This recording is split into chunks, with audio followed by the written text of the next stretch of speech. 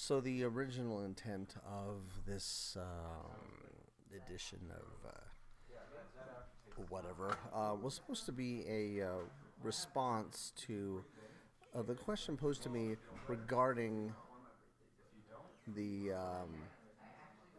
the new Spider-Man trailer. That I was asked how I felt about it, and I went on this entire diatribe and etc. But it was fine, so it's not a big deal. So instead, I figured I would, I guess,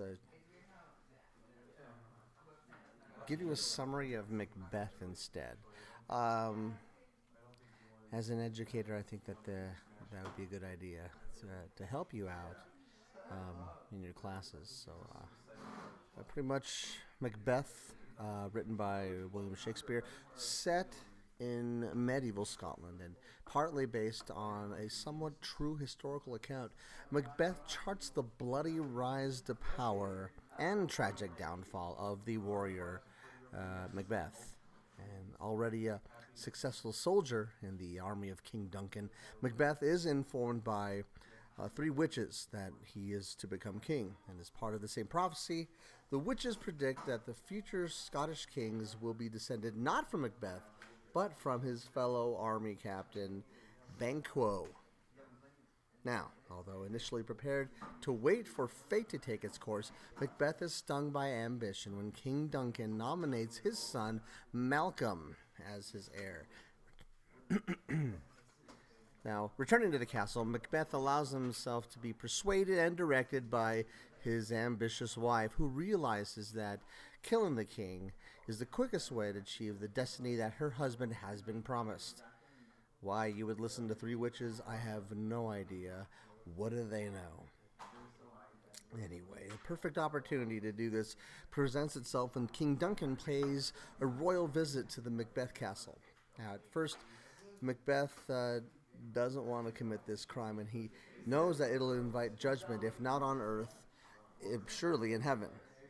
Once more, his loving wife prevails in nagging him, and following an evening of revelry, Lady Macbeth drugs the guards of the king's bedchamber, and then, at a given signal, Macbeth, although reluctantly, ascends to the king's room and murders him while he sleeps. Now, haunted by what he has done, Macbeth is once more reprimanded by his wife. Good God, this guy. And she's all excited because this whole thing just really kind of encourages her. So she's like, oh, yes, continue. Now, they're alarmed by a loud knocking at the castle door. When the drunken porter of Macbeth's castle finally responds to the noise, he opens the door to Macduff, a loyal follower of the king who's been asked to awake Duncan in preparation for the return journey. And Macbeth indicates the location of the king's room, and Macduff discovers the body. And the murder is revealed. Macbeth swiftly kills the prime witnesses, the sleeping guards of the king's bedchamber, and Lady Macbeth faints.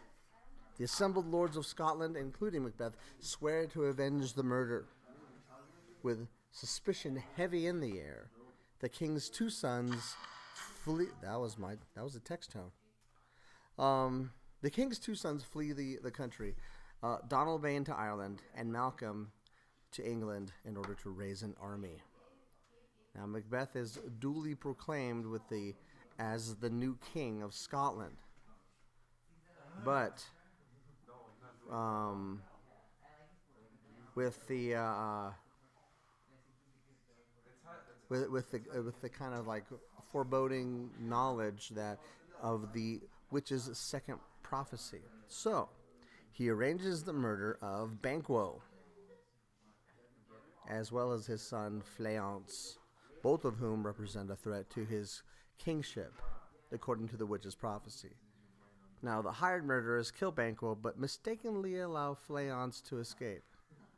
At a celebratory banquet that night, Macbeth is thrown into a state of horror when the ghost of the murdered Banquo appears at the dining table. Now again, his wife tries to boost him up. However, he's starting to crack.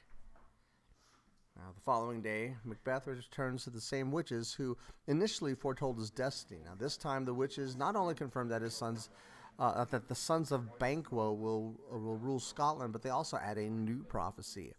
Macbeth will be invincible in battle until the time when the forest of Burnham moves toward his stronghold at Dunsinane, and until he meets an enemy not born of a woman. Now, dismissing these predictions as nonsense, Macbeth prepares for invasion. So he picks and chooses what he believes, I guess. Oh, well, that can't happen. Now, when he is told that Macduff has deserted him, Macbeth begins the final stage of his tragic descent. His first move is the destruction of Macduff's wife and children in England. Now, Macduff receives the news at the very moment that he swears allegiance to the young Malcolm. Now, Malcolm persuades him that the murder of his family should act to spur the revenge. Now, meanwhile, in Scotland, Lady Macbeth has taken ill. She walks in her sleep and seems to recall in fragmentary memories that the details of the murder. Now, in a series of alternating scenes, the action of the play moves rapidly between the advancing army of Malcolm and the defensive preparations of Macbeth. Now, when Malcolm's army disguises themselves with sawn-off branches, a feeble attempt at camouflage, I guess, Macbeth sees what appears to be wood moving toward his stronghold at Dunsinane. Did he think that the walking trees from the Lord of the Rings were coming? Good God. Now, when he finally meets Macduff in single combat, his sworn enemy reveals that he came into the world by cesarean section. So he was not, precisely speaking, born of a woman. That's a technicality. On hearing this news, Macbeth rejects one final time the witch's prophecy. With a loud cry, he launches himself at Macduff and, of course, is slain. And in the final scene, Malcolm is crowned as a new king of Scotland to the acclaim of all. And, yeah, that's, in a nutshell, that's Macbeth. Hope you enjoyed it. I hope it's I hope that at least listening to this, you don't have to read the play or even watch it. Also, I hope that that you listen to this whole thing. I would have. I mean, I would. I'm a curious person, so I would have totally gone through the whole thing and listened to it just to see what would happen. To see if I actually would completely summarize the entire play, Macbeth. Now, even as I recorded this voiceover,